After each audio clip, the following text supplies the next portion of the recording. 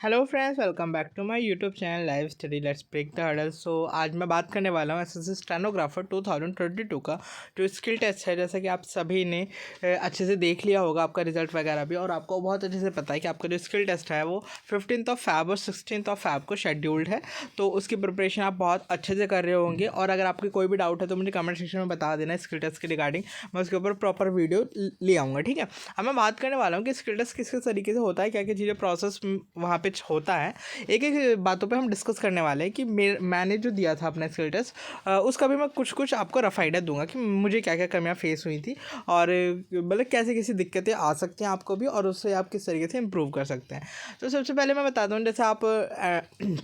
Entrance पे होते हो, उसके बाद आपकी चेकिंग वगैरह नॉर्मली होती है, और उसके बाद आप एंटर करते हो हॉल में। और हॉल में क्या होता है कि आपको फिर धीरे धीरे जो भी डॉक्यूमेंट्स वगैरह चेक वगैरह उन्हें करने होते हैं, मतलब आपका Aadhaar card, voter ID card, like ये सारे डॉक्यूमेंट चेक करके वो आपको सीट अलॉट करते हैं।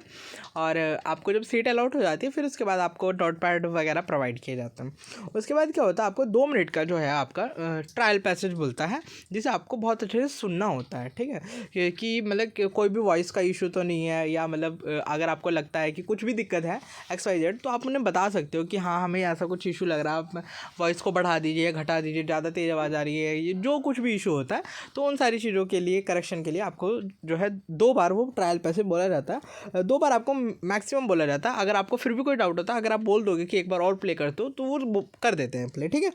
जब आपका 2 बार प्ले हो जाता है, उसके बाद क्या होता है कि आपको एक 10 मिनट की बिल्कुल प्रॉपर, जो अगर आप ग्रेड सी का दे रहे हो तो ग्रेड सी का लिए आपको 100 वर्ड पर मिनट पर डिक्टेशन बोली जाती है, और अगर आप ग्रेड डी का स्किल टेस्ट देने जा रहे हो तो आपको 80 वर्ड पर मिनट पे एक डिक्टेशन बोली जाती है।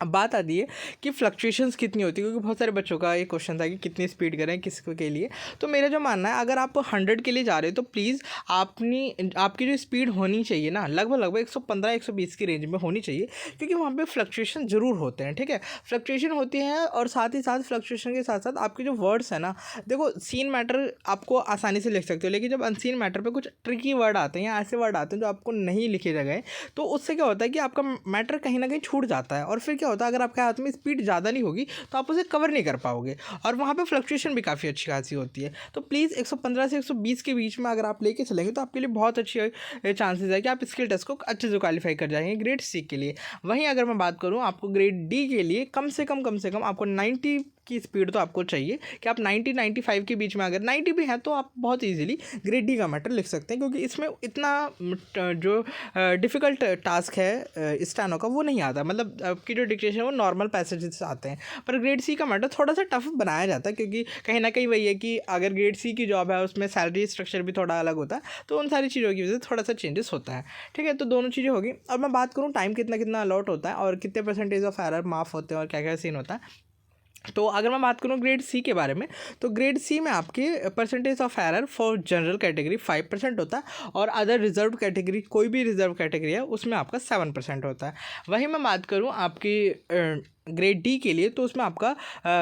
अनरिजर्व के लिए आपका होता है 7% अलाउड मिस्टेक, और जो आपकी अदर कैटेगरीज है उनके लिए 10% अलाउड होता है, ठीक है। और आपको जो एलोटेड टाइम होता है ग्रेड सी के लिए, आपको 40 मिनट्स मिलते हैं 1000 वर्ड्स को टाइप करने के लिए। और वहीं मैं बात करूँ ग्रेड डी के लिए, आपको 800 वर्ड्स को 50 मिनट्स में टाइप करना होता है। तो ये सारी चीज़ें आपको ध्यान रखना, और मैंने सब कुछ इसमें डिटेल बता दिया। तो जैसा कि आपकी स्पीड जो भी है और आपको डिक्टेशन प्रोवाइड की जाएगी, उसके बाद आपको क्या करना है, उसे नोट डाउन करने के बाद आपको कुछ टाइम दिया जाएगा जिसमें आप रीड कर सकते हैं, ठीक है। रीड करने के बाद आपको क्या होगा, फिर आपको जो पीसी वगैरह जो अलॉट किए जाते हैं, पीसी और कीबोर्ड, आपको उनको चेक करना होता है कि वो सही कर रहे हैं या नहीं कर रहे हैं काम, ठीक है। तो एक टाइपिंग का मॉक होता है, तो उसे आपको अच्छे से देखना होता है कि कोई भी की जो है वो चल रही है नहीं चल रही है, कोई हार्ड कीज़ तो नहीं है, या उस कीबोर्ड की कीज़ ज़्यादा टफ तो नहीं है, हमसे चलेगा नहीं चलेगा। जैसे भी आप जिस मतलब कीबोर्ड पे आप कंफर्टेबल हो जाओ, उससे आप चेंज भी करा सकते हो, ठीक है। तो ये सारी चीज़ें आपको चेक करनी होती है। उसके बाद क्या होता है, आपका रियल टाइम एक शुरू हो जाता है।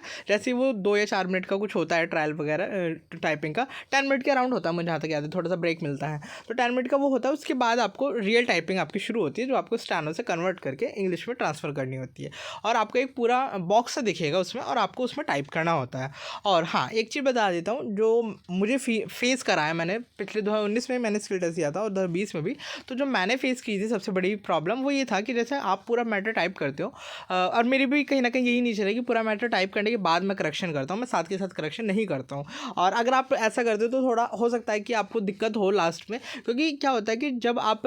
पूरा मैटर टाइप कर लेते हो उसके बाद जब आप वर्ड्स को करेक्ट करने के लिए जाते हो तो क्या होता है, वर्ड आप करेक्ट तो कर सकते हो वहाँ पे, लेकिन आपको वो मिस्टेक, मतलब मान लो आपने वर्क्स लिखा है कहीं और वहाँ पे वर्क आना था या वर्क आना था, ठीक है, तो आप क्या करोगे, अपने कर्सर से आप